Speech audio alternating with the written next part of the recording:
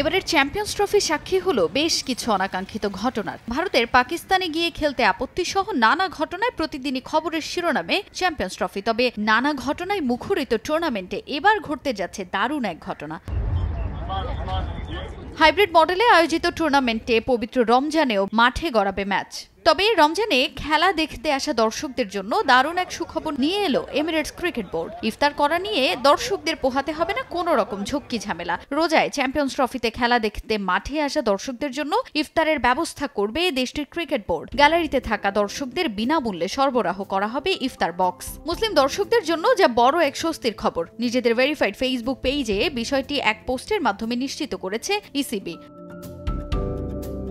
আগামী 2 March New Zealand বনাম ভারতের বিপক্ষে ম্যাচে এই ইফতার বক্স বিতরণ করা হবে দর্শকদের জন্য। ভারত নিউজিল্যান্ড ম্যাচ ছাড়াও প্রথম সেমিফাইনাল ও ভারত ফাইনালে উঠলে সেই ম্যাচটিও এখানেই মাঠে গড়ানোর কথা রয়েছে। দুবাইয়ে আয়োজিত সবকটি ম্যাচেই ইফতারের ব্যবস্থা রাখা হবে বলে জানিয়েছে এমিরেটস ক্রিকেট বোর্ড। স্টেডিয়ামের general stand, premier stand, pavilion stand ও প্ল্যাটিনাম স্ট্যান্ডে রোজাদারদের ইফতার বক্স দেয়া হবে। স্টেডিয়ামের হসপিটালিটি বক্সের বাইরে সব জায়গায় রোজা ভাঙার সময় হওয়ার আগেই ইফতার বক্স সরবরাহ করা হবে।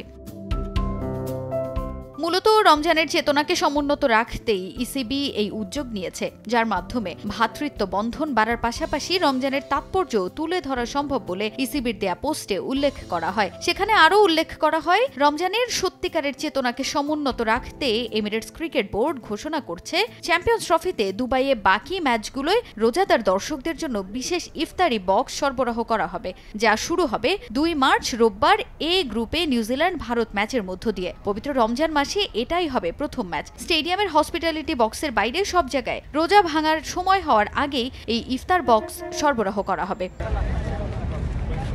ইসিবির এমন সিদ্ধান্তে সহজ হলো রমজানেও খেলা দেখতে আসা দর্শকদের ইফতারের ব্যবস্থা।